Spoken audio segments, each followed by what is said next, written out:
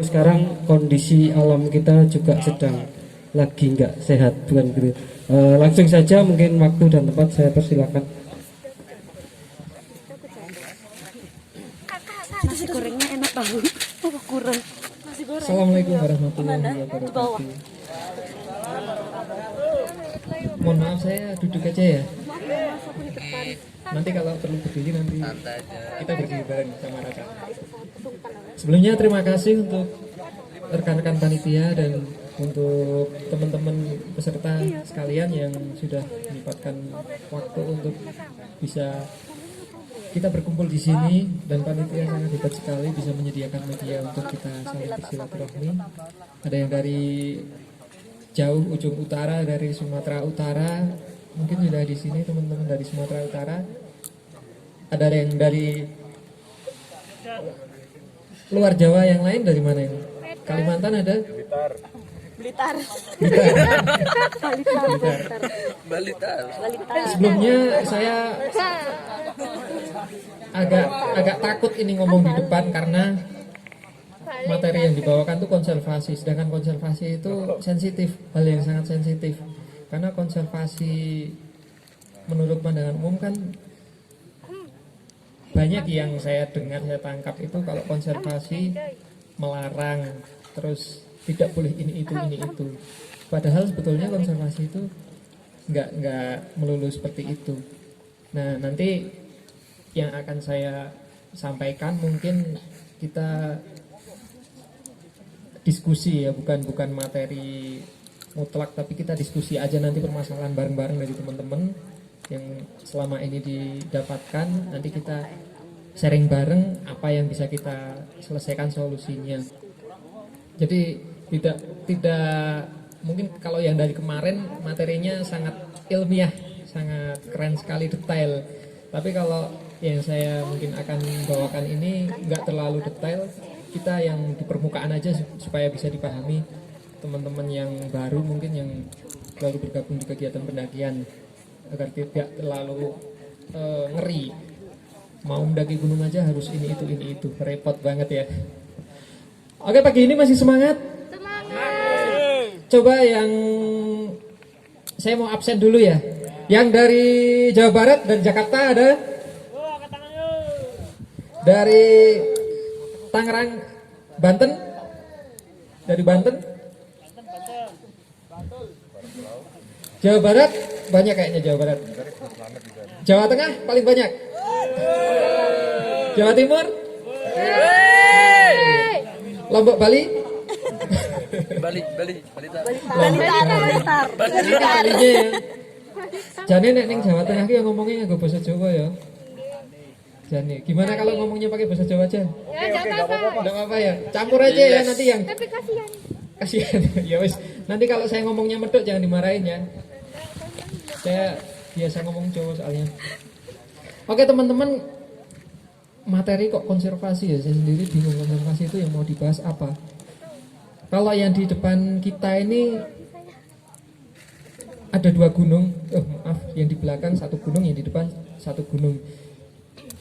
Kita bisa merasakan nggak apa ketika mendaki di masing-masing gunung itu, perbedaan-perbedaan dari gunung itu yang paling mencolok apa dari teman-teman yang sudah keliling Indonesia ini?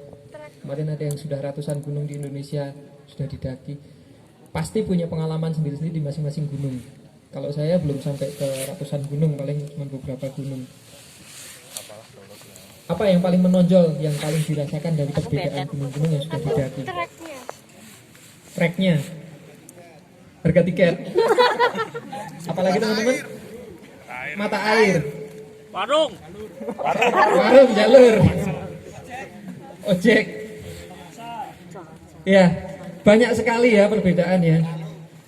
Kalau tiket itu kan manusia yang buat, tergantung manusianya. Kalau jalur itu selain peran alam, manusia juga berperan penting di situ. Kalau warung itu mungkin downline-nya Mbok Yem. Downline-nya Mbok Yem di gunung-gunung lain buka cabang. Mungkin di sini juga terinspirasi. Terus mata air, tadi ada yang menyebutkan mata air dari Mas. Mohon maaf Mas, siapa Mas? Yang kuning, jaket kuning? Wih. Mas Rizky dari Brebes. Brebes itu ada Gunung Slamet. Gunung Slamet mata airnya masih banyak di sana ya. PLTU-nya juga jalan. Oh masih. Jadi saling mengisi ya, mata air juga, listrik juga.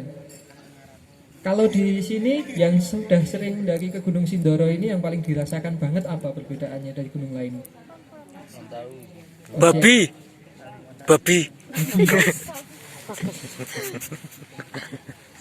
Kalau saya kok ini embung. Coba kita rasakan di gunung lain yang ada embungnya. Kenapa kok dibuat embung di gunung? Danau. Laut. Tujuan dibuat embung itu untuk apa? Kolam ikan. Pariwisata. Air. Eksistensi. Kita coba cari tahu dari adik yang pakai kerudung merah. Namanya Dik siapa, Dek? Kelas berapa? Kelas 5. Di kelas 5 SD sudah diajarkan nggak kalau gunung itu tempatnya mata air? Air itu mengalir dari atas ke bawah. Sudah diajarkan belum? Teman-teman pernah ada yang sekolah SD? Ada? Apa langsung? Saya kira yang para pendaki ini jebolan gunung semua. Jadi pendidikan di gunung. Makanya pada dulu. Ternyata pernah SD juga ya. Dulu saya pernah SD diajari guru saya itu air itu mengalir dari atas ke bawah. Jadi ada siklus gitu kan. Dari langit turun ke tanah, tapi ada yang nempel di daun, di pohon, di batu, masuk ke tanah, ada yang ngalir ke sungai sampai membentuk lembah-lembah gitu, terus sampai ke laut, ada yang dibawa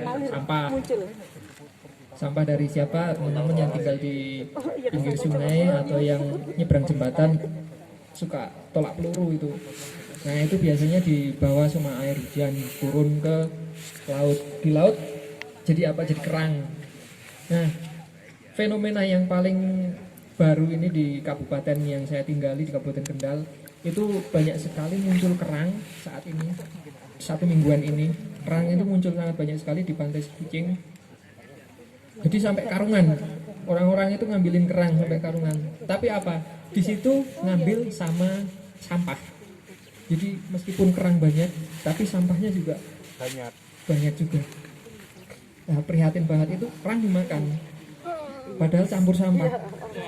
Nah, nggak tega kalau kita tahu asalnya, tapi mereka sudah terbiasa. Siapa yang salah? Lautnya. Kenapa sampahnya kok ditaruh di situ? Yang buang. Kita yang buang. Ya nggak bisa menyalahkan ya, karena ini semua saling mengisi. Salah satunya saya melihat kegiatan-kegiatan dari teman-teman pendaki khususnya yang punya cara pandang konsep ultralek ini sangat-sangat beda. Salah satunya adalah dalam kegiatan ini semuanya termanage.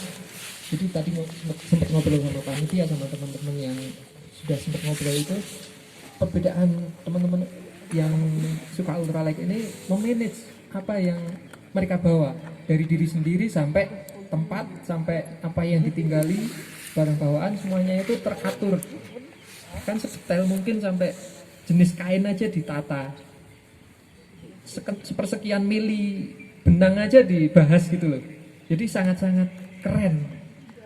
Aplaus dulu untuk kita semua.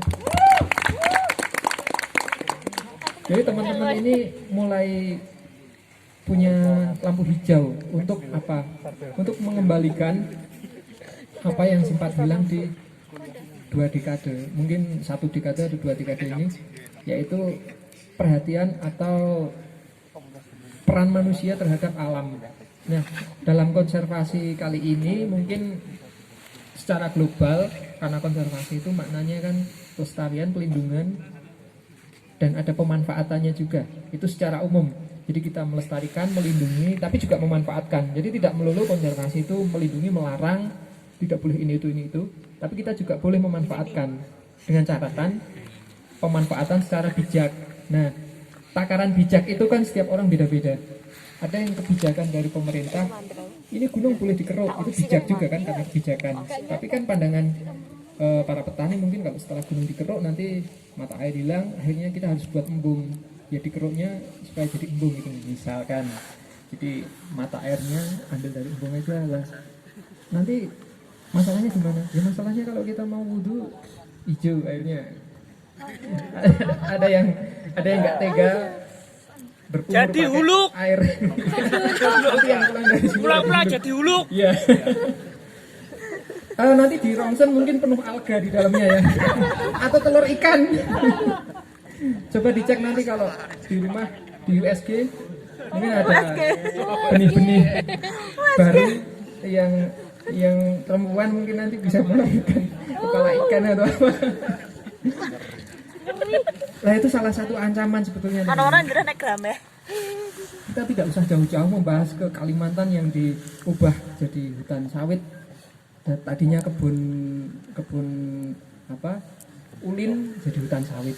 Terus yang di Sumatera tadinya jadi rumah kandang harimau, sekarang jadi kebun binatang karet atau sawit. Terlalu jauh. Kalau kita di Jawa Tengah, ya kita coba untuk membahas yang lebih dekat. Paling dekat apa? Yaitu sebetulnya air. Kebutuhan manusia paling vital itu adalah air. Kita tahu 3 hari kita tanpa air gimana? Sayangnya semalam materi rescue nggak disampaikan ya, dikit ya, tidak hadir.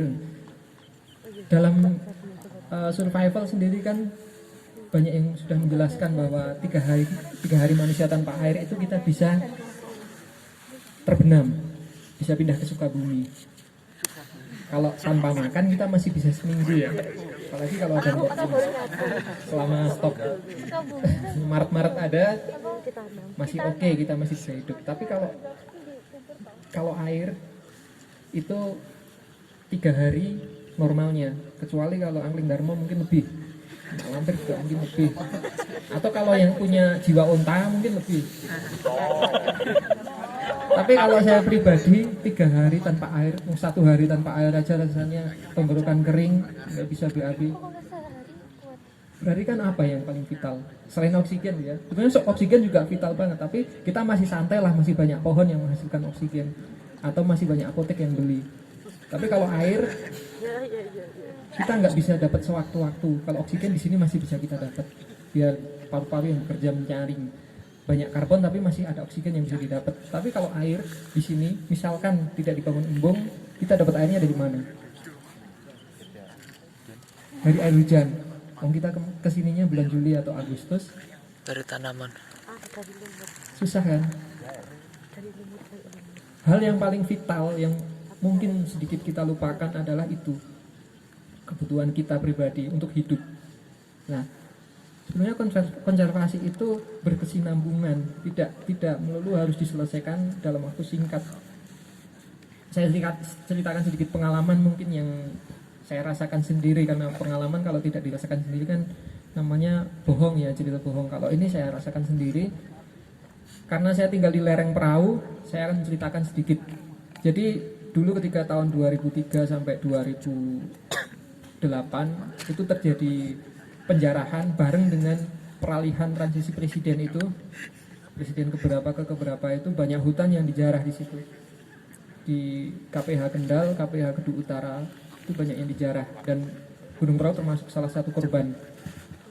Di puncak itu dulu banyak sekali kentang liar. Mungkin teman-teman yang awal-awal dulu sering naik ke perahu sebelum ramai itu bisa menemukan kentang liar. Jadi kita kadang ada tumbuhan daun kentang itu, dalamnya masih ada kentangnya liar, itu nggak ditanam, tapi sisa dari benih-benih yang dulu pernah ditanam di situ. Kalau itu bukan pengalaman saya, itu cerita dari teman-teman di lereng selatan. Nah, kalau di lereng utara sendiri, dampak dari kegiatan itu adalah mata air itu hilang tahun 2014. Jadi 2003 sampai 2008 itu pembabatan habis. Bukan habis maksudnya. Banyak lereng-lereng itu yang hampir gundul. Ya kondisinya seperti inilah. Masih ada pohon tapi nggak banyak. Itu 2014, 2015 warga mulai berebut air. Nah, salah satu yang saya jadikan contoh adalah Dusun Kenjuran, atau yang pernah dengar jalur pendakian ya Kenjuran di Desa Purwosari, Kecamatan Sukoharjo. Itu kami yang bergerak di lereng perahu itu mencoba menjadikan itu sebagai contoh kegiatan memulihkan fungsi alam, fungsi hutan dari kegiatan pendakian atau kegiatan cinta alam yang ada di sekitarnya. Salah satunya kita mensupport pelaku yang ada di situ, yaitu Mbah Basri, mungkin yang kenal. Nah, Mbah Basri itu ketika 2000 sekian 2003 2002 itu ikut penjara juga. Jadi mereka bareng-bareng memanfaatkan hutan, bahkan pernah membantu ketika ada cewek yang kesusahan cari kayu. Mbah Basri malah mencarikan kayu. Tak peke nyogo Bali, tambahannya apa, senyum bae aku seneng. Lah kalau yang pernah tahu cerita tentang Mbah Basri, sebetulnya nggak sempurna banget. Dulunya juga pelaku. Tapi ketika masyarakat yang lain itu terus-terusan melakukan di diri beliau terketuk hatinya, kalau misalnya terus-terusan seperti ini nanti gunungnya akan rusak, nanti anak cucu saya kehilangan mata air. Nah itu beliau sendiri yang sudah memikirkan seperti itu, padahal mohon maaf nggak sekolah dan karena tinggal di pelosok, jadi informasi itu nggak segampang yang ada di kota. Sudah bisa memikirkan hal seperti itu, sampai pada akhirnya dia melakukan pemulihan. Dia menanam, membuat benih di persemaian atau mengambil bibit-bibit dari daerah bawah, dia bawa ke atas dengan catatan tanaman-tanaman yang punya nilai konservasi tinggi atau bisa menghasilkan untuk kelestarian alam itu, misalkan untuk mata air atau untuk konsumsi satwa. Nah, beliau melakukan itu. Ketika melakukan itu, banyak yang beranggapan bahwa wong edan iki ngopo gunung kok dadak ditanduri, wong diketok wae mbateni. Mayoritas warga itu seperti itu pikirannya. Tapi satu orang ini edan manyang. Dia sampai ditinggal istrinya. Jadi beliau sangat-sangat kehilangan ketika dia mencurahkan hatinya untuk gunung, malah harus kehilangan istri dan bahkan ditinggal anaknya merantau ke Jakarta dan tidak pulang. Ketika pulang dia malu karena kalau pulang tidak punya apa-apa itu diejek teman-temannya, sampai malu seperti itu. Tapi Mbah Basri dengan jiwa laki-lakinya sangat menginspirasi sekali bagi kami, saya dan teman-teman itu. Meskipun seperti itu kondisinya, beliau tetap menjalankan apa yang menjadi prinsip dari awal. Dia ingin menebus dosa apa yang sudah dilakukan. Selama proses pemulihan itu menanam, menjaga, bahkan berkelahi dengan orang, sampai pernah ada 60 kapak itu disita dalam satu waktu. Caranya seperti apa itu entah, itu pokoknya orangnya aneh. Jadi orang yang sedang balak diakali pakai apa itu sampai orangnya pada lari, kapaknya dibawa pulang.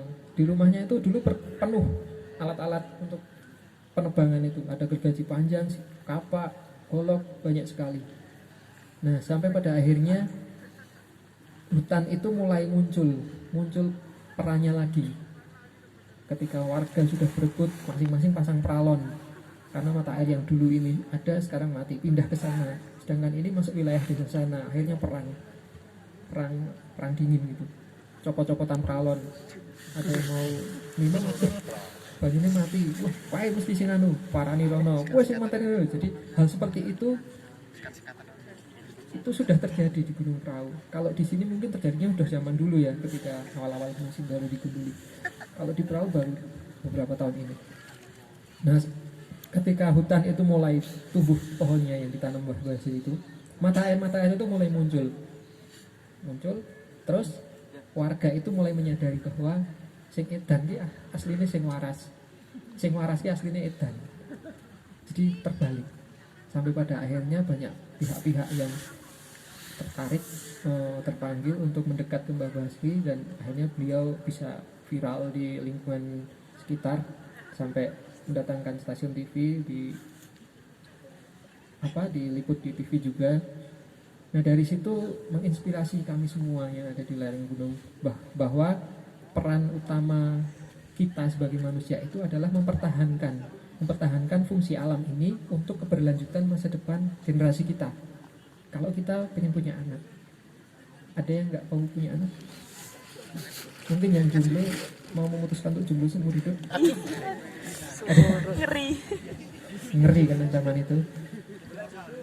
Zaman dulu aja banyak anak banyak rezeki, tapi kalau banyak anak banyak orang nggak ada air, rezeki nggak, perang jadinya kan, jadi gurun. Itu mutlak kawan. Jadi bahwa hal itu akan terjadi suatu saat kalau kita biarkan saja, kalau kita diam saja. Nah, saya melihat teman-teman Ultralek ini punya potensi untuk kita masuk ke celah itu, karena banyak sekali yang punya jiwa komunikatif ya, jadi bisa menyampaikan dengan baik, bisa menjalin, bisa merangkul, sangat welcome sekali. Itu bahan untuk kita menyebarkan virus konservasi. Kita tidak perlu membahas konservasi yang terlalu ilmiah, itu urusannya bidang akademisi. Kita hanya perlu di permukaan saja yang mungkin bisa menjadi kontribusi kita untuk lingkungan kita. Coba kembali ke lingkungan masing-masing saja. Dari sini, dari masing-masing tinggal di mana, mari kita kembalikan peran manusia itu sebagai penjaga peran alam itu sendiri, mempertahankan dan menjaga. Misalkan kita sedang mendaki gunung, kita lihat perbedaan di gunung itu apa saja. Kita coba pikirkan apa yang bisa kita berikan kepada gunung itu. Mungkin kalau di sini sangat asing ya kegiatan pendakian yang membawa bibit. Setiap mendaki gunung membawa bibit itu mungkin cukup asing di sini. Tapi kalau misalnya kita mulai kan tidak masalah. Tapi dengan catatan kalau menurut guru saya, nggak semua tanaman itu baik ditanam di gunung. Jadi misalkan kita mau menanam aja, itu ada dampak buruknya juga ketika kita menanam jenis-jenis tanaman yang invasif misalnya. Jadi karakternya itu bisa mendominasi lingkungan itu dan menghilangkan endemisitas dari lingkungan tersebut. Misalkan kita menanam jenis tanaman akasia, sedangkan akasia itu kan tanaman produksi yang didatangkan untuk kebutuhan produksi kertas ya, kayunya untuk kertas. Jadi kalau berdasarkan guru saya itu tanaman salah satunya itu tidak cocok ditanam di gunung karena nanti kawasan gunung itu akan dikuasai oleh akasia, sedangkan yang bisa menghasilkan mata air itu akasia kurang.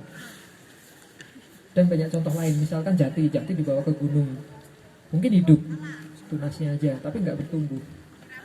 Terus mahoni, banyak banget tanaman-tanaman yang kita kurang pas ditanam di gunung. Nah, yang perlu kita lakukan apa? Kita coba tanya sama yang lebih tahu di sekitar lingkungan itu, misalkan di base camp. Di sini ada kegiatan penanaman nggak? Kalau biasanya tanamannya apalah? Mungkin kita bisa berkontribusi ke situ. Entah dengan kita setiap mendaki membawa satu tanaman. Kalau musim ini sangat baik sekali untuk kita menyumbangkan tanaman.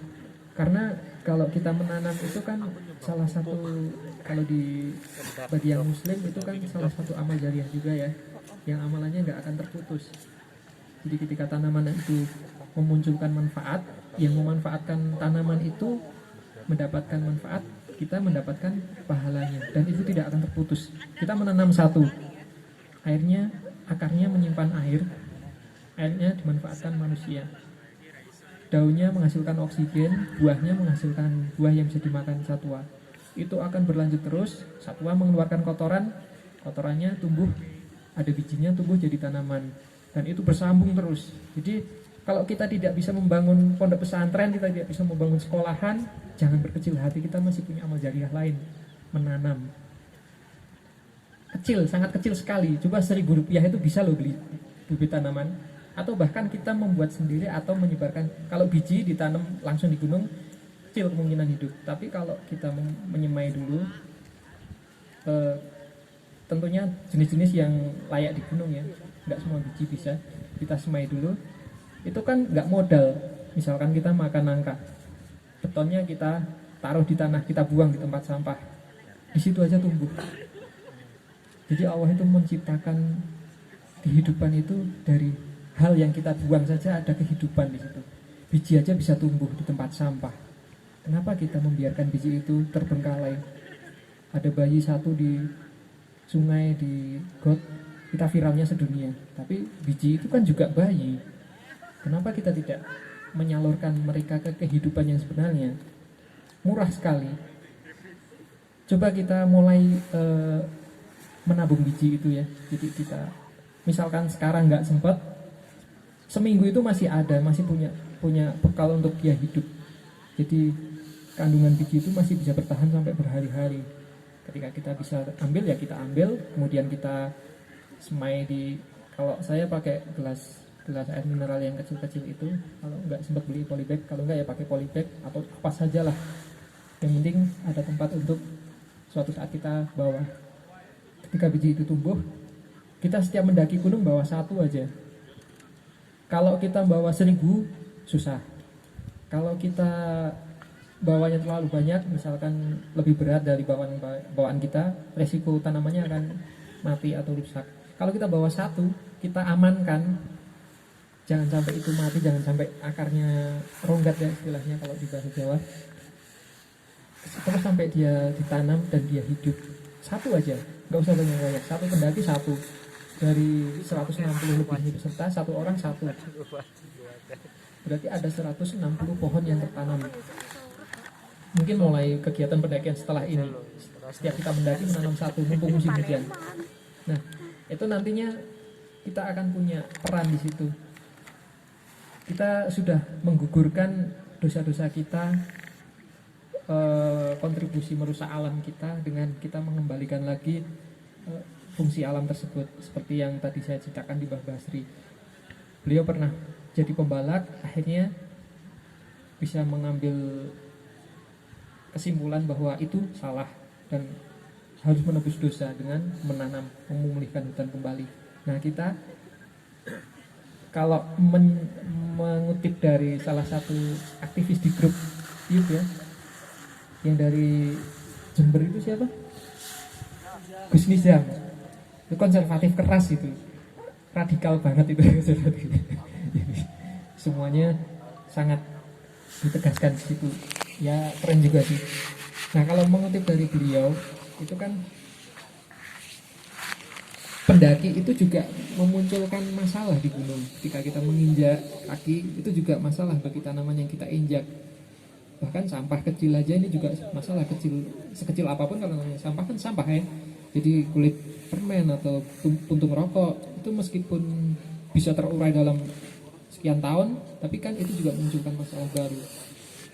Nah, ketika kita tahu bahwa itu juga masalah, seharusnya kita mulai sadar bahwa kita perlu memperbaiki masalah itu. Kita perlu menebus dosa.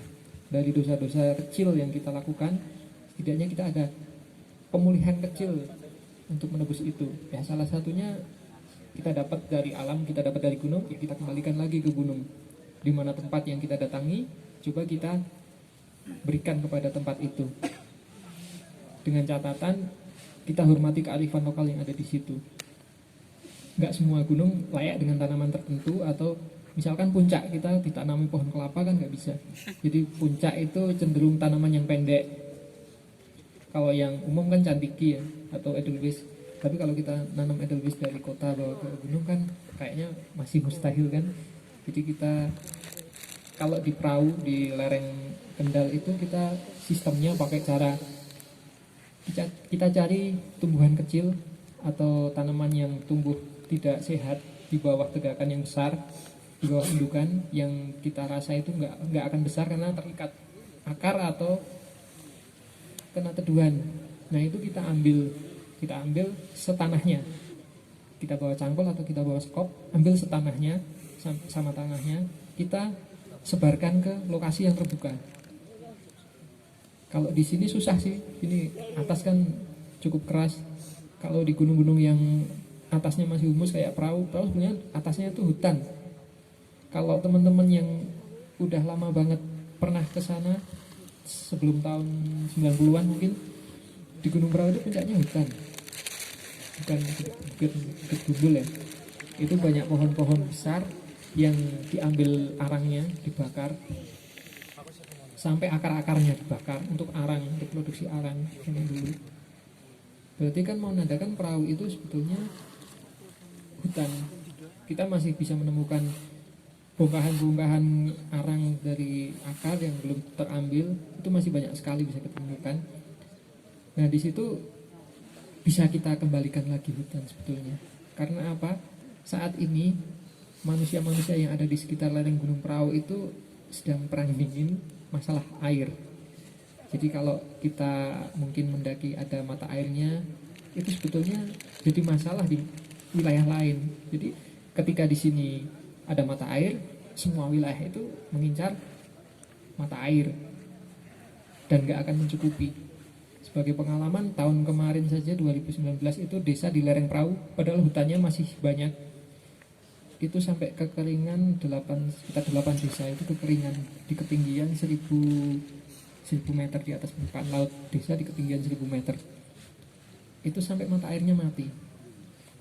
Mereka sampai harus didrop air dari BPBD Kabupaten Kendal dari bawah. Air itu dibawa dari kota naik ke atas. Jadi kita sudah menyalahi siklus, kita sudah melawan kodrat. Air dari atas ke bawah kebalik, sekarang air dari bawah ke atas. Bahkan mereka mau wudhu aja eman, banyak yang tayamum waktu itu karena kekeringan baru sekitar 4 bulan, 3 bulan, 4 bulan, 5 bulan, belum banyak. Itu mata air sudah pada mati. Ternyata apa? Mata air itu sebetulnya nggak dari lereng yang sini pohon terus bawahnya air, itu nggak. Ternyata nggak seperti itu. Air itu munculnya jauh, nggak selalu ada pohon beringin bawahnya ada mata air, itu nggak selalu. Mungkin jadi alasan, nah kita udah nanam tapi mata airnya nggak tumbuh. Nggak selalu seperti itu. Ternyata di bawah tanah itu banyak sekali rongga-rongga yang kita dapatkan di perahu. Ada rongga yang di lereng perbatasan Kabupaten Kendal sama Kabupaten Batang itu ada curug masuk ke tanah. Munculnya itu hampir 10 kilo di jauh. Jadikan mata air PDAM, jadikan produksi untuk PDAM untuk 4 kecamatan. Nah itu ternyata airnya itu keluarnya muncul pertama dari curug itu masuk ke tanah, muncul di hampir 10 kiloan, jauh banget. Dan banyak tempat-tempat lain yang kita ketemukan itu, meskipun pohonnya rimbun, bawahnya nggak mesti ada mata air, tapi di tempat yang terbuka seperti ini muncul mata air. Ketika yang tempat rimbun itu gundul, mata air di sini mati. Itu banyak sekali. Ada satu desa yang atasnya tadinya hutan, terus ditebang, ditanami kopi semua untuk produksi. Dulunya di bawah hutan itu, di desa itu mata air nggak pernah mati. Setelah hutan itu mati, selang 5 tahun, baru akar-akar itu nggak berfungsi. Meskipun ada tanaman baru, 10 tahun itu belum pulih mata air yang tadinya ada itu. Nah itu mungkin hal terkecil yang bisa kita rasakan, mata air yang sangat berpengaruh untuk kehidupan kita. Menjenuhkan ya teman-teman.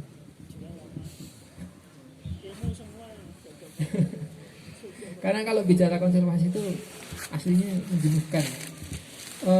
Hal yang nggak menarik. Kita nggak butuh kok air. Kita alam itu rusak, biarin lah. Wong kita nggak butuh alam, kita masih bisa buat. Misalkan kayak Cina buat matahari masih bisa kan. Jadi manusia itu sebetulnya bisa buat apapun. Kalau yang nggak punya keyakinan bahwa semua yang diciptakan itu dari yang atas ya, yang di atas. Nah, kalau yang punya keyakinan, punya iman, seharusnya kita mulai sadar bahwa nggak semuanya bisa kita ciptakan. Oksigen itu sekarang kalau beli 1 kaleng berapa? 50.000 ada? 25. Oksigen mahal ya. Padahal kita kalau menghirup gini gratis. Yang tinggal di kota merasakan nggak segarnya tinggal di sini? Ya di kota sumuk panas sesek, di sini seger nggak? Seger. Di kota padahal banyak uang ya. Banyak uang, banyak masalah. Jadi apa jadinya kalau semua alam, semua gunung, semua hutan itu nantinya jadi pemukiman, jadi industri, jadi kota. Berarti satu wilayah itu sumuk semua. Kita berebut oksigen. Mungkin yang kerasa bukan kitanya, tapi organ kita. Kalau bisa kita lihat ke dalam, mungkin oksigen kita itu kecil yang diserap paru-paru mungkin ya. Tapi kalau kita ke alam, ke gunung gini, kita dapatkan kesegaran. Jadi itu menandakan kita tidak bisa menciptakan oksigen meskipun di kota itu gudangnya uang. Nah, sedangkan air di kota juga, ada yang merasakan air di kota itu enak, seger? Enggak. Saya aja yang tinggal di Kabupaten Kendal itu, istri saya di wilayah perkotaan, saya di pedesaan, itu merasakan kalau saya mudik ke rumah istri, rasa airnya itu nggak seenak kalau saya di rumah sendiri. Kalau di rumah saya masih air sumur seger. Kalau di tempat istri air PDAM, mungkin air suling atau air bor itu udah nggak enak. Maksudnya rasanya beda. Berarti kan menandakan gudang uang itu belum tentu bisa menciptakan air yang enak. Lah air yang enak itu dari apa? Dari hal termurah, biji yang kita buang itu. Jadi teman-teman makan buah, entah salak, entah nangka, entah durian, entah apa. Kalau ada kesempatan kita mengambil, kita menanam di suatu tempat, tanamlah. Itu hal terkecil yang bisa kita lakukan. Sangat-sangat kecil sekali. Ada yang di sini sudah melakukan? Mungkin yang sudah mengevakuasi, merescue biji-biji yang dibuang itu, atau tanaman-tanaman yang nggak kepakai itu, kalau belum, marilah.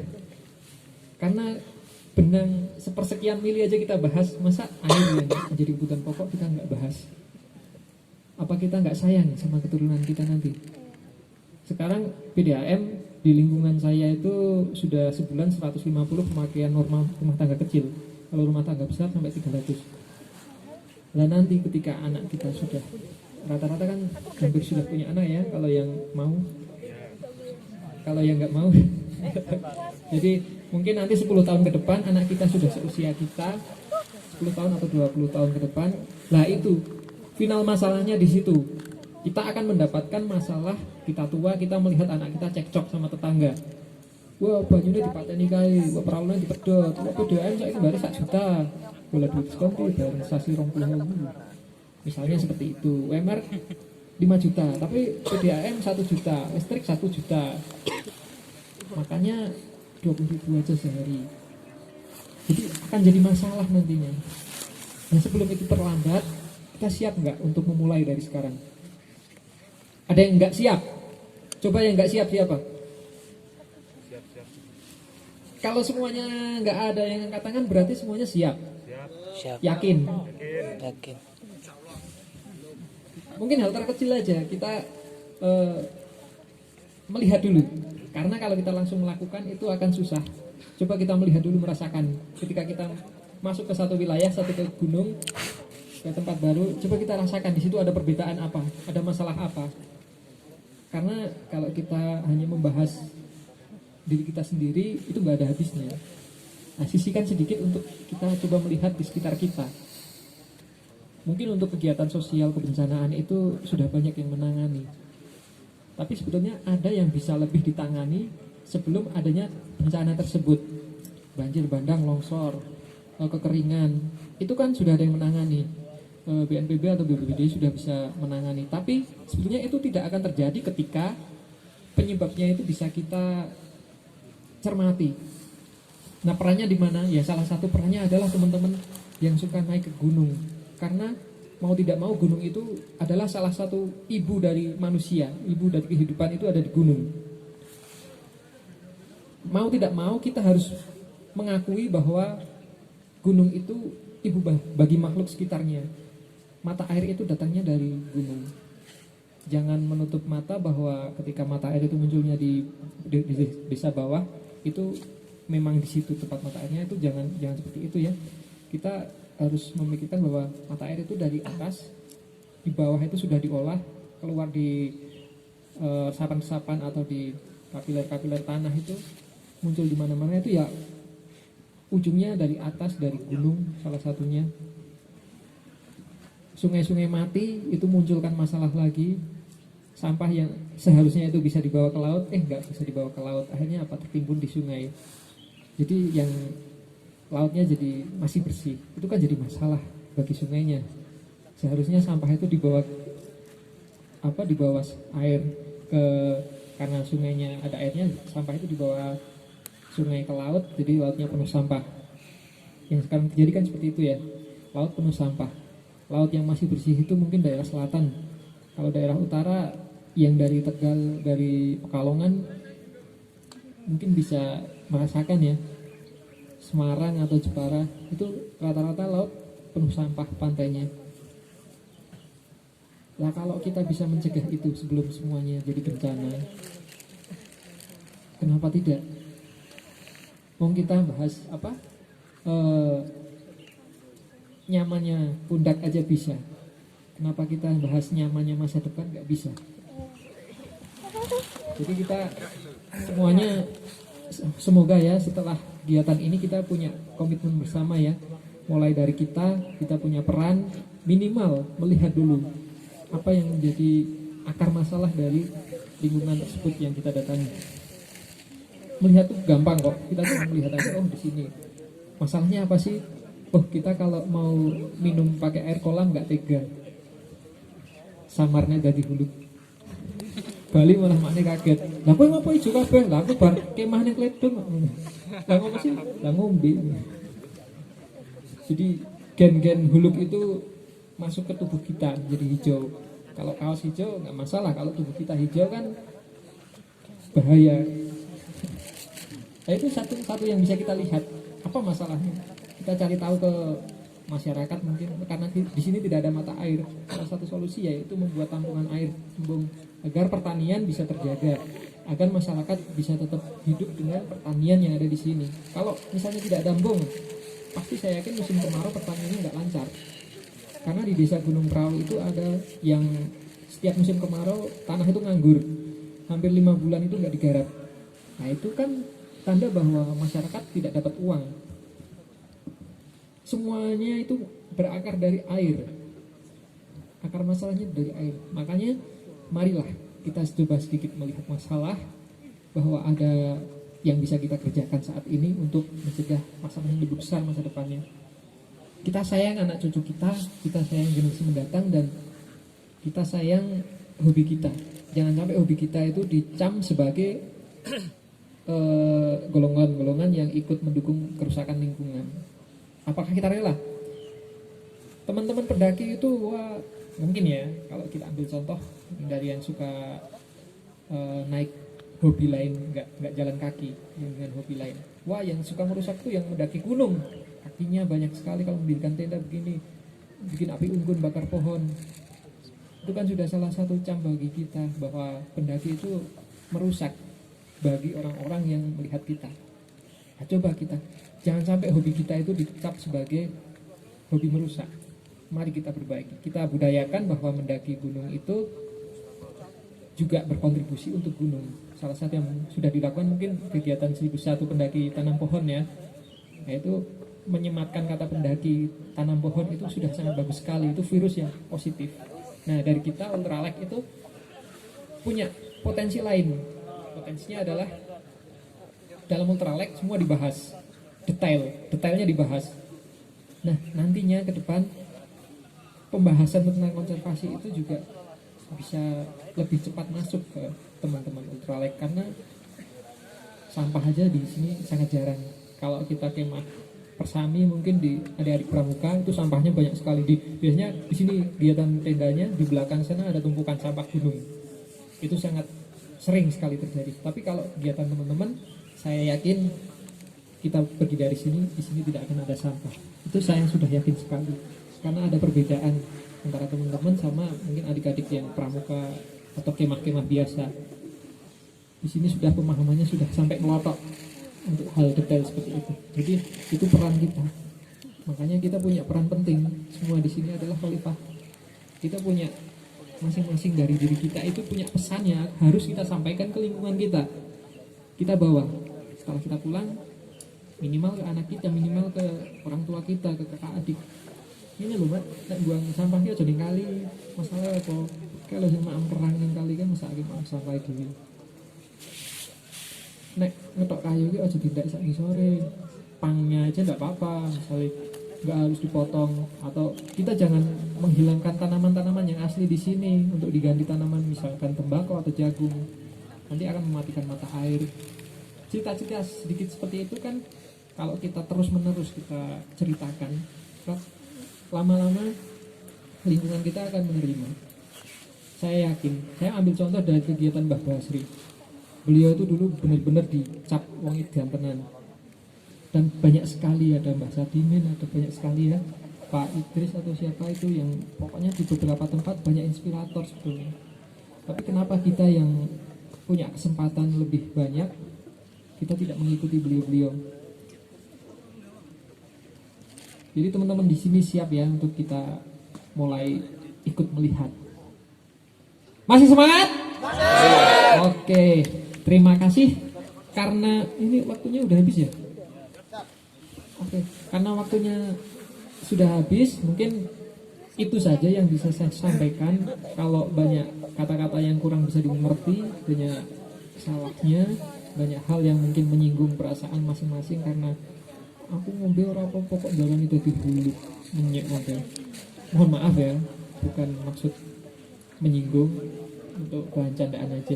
Jadi semua yang saya sampaikan tadi itu sangat banyak punya kekurangan. Jadi kesempurnaannya itu hanyalah milik Allah, dan kita punya satu sisi kesempurnaan, yaitu kita bisa berpikir. Karena kita punya kelebihan itu, ya mari kita manfaatkan kesempurnaan kita untuk meminimalisir kerusakan. Setidaknya kita tidak ikutan merusak atau cuek. Akhir kata, terima kasih panitia untuk langsung ada kuis ya, ada 5, saya yang bikin kuisnya. Wah, repot nih. Kuis apa ya? Ini berarti ya, Mas?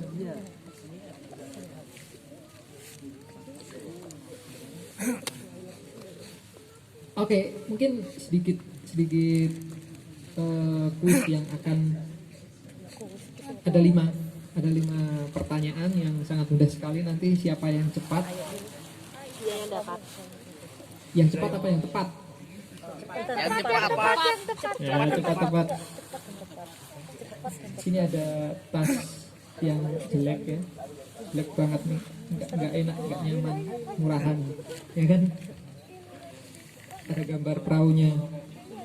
Kenapa ini gambar perahu? Deso kan? Ini kalau udah kata makernya, kata yang buat, ini tipenya tipe orangutan. Jadi sini ada back sistemnya, fleksibel, bisa dibuat lengkung, bisa enggak. Depannya ada tutupnya seperti ini. Nih katanya yang tipe orangutan. Kenapa kok dinamai orangutan? Karena kita itu punya satu keistimewaan di Indonesia, orangutan, dan hampir punah. Semoga ketika orangutan punah itu masih ada tas orangutan. Dan sedikit selipan, mungkin sedikit promosi yang terselubung ya dari saya. Kenapa produk perahu itu kebanyakan nama-namanya aneh dan deso? Ada surili, ada pelanduk, ada moncak, dan hal-hal yang nggak lazim digunakan oleh produsen odor. Karena kami berharap, kata makernya itu, harapannya itu kita itu bisa melihat ke situ. Ada hal lain yang perlu kita lihat, kita perhatikan.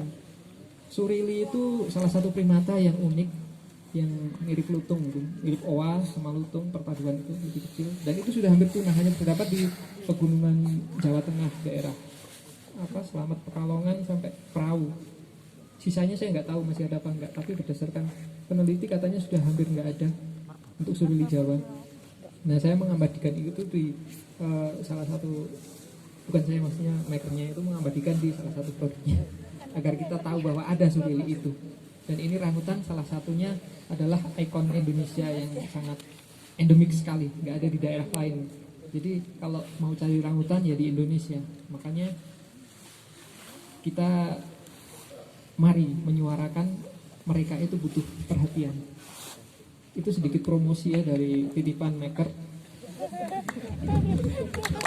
Ada 5 produk ini dari teman-teman maker, sangat keren sekali nih, dari Rainforest, Woodstock, sama apa ini yang 2. Satu pertanyaan awal kita akan bagikan. Ini tempat kanister ya? Yang dulu langka kanister, sekarang udah bagus sekali. Satu pertanyaan untuk yang beruntung. Siapa yang pernah menyemai biji selama ini, yang pernah menyemai biji dan ditanam di gunung? Ada nggak? Jujur aja ini, bohong nggak apa-apa sih, saya nggak tahu. Siapa yang mau bohong yuk? Nggak apa-apa. Mengambil dari ini Hadiahnya paling. Anda dapat, tapi dosanya Anda juga dapat. Ayo siapa yang mau bohong? Biji yang kita buang. Kuaci. Wah, kuaci. Udah dimasak, udah kering. Kan gak biji. Alhamdulillah, itu termasuk salah satu ya untuk menyemangati teman-teman. Salah satu contoh. Terima kasih Bu, Bunda. Monggo. Jadi ternyata ada ya yang sudah melakukan.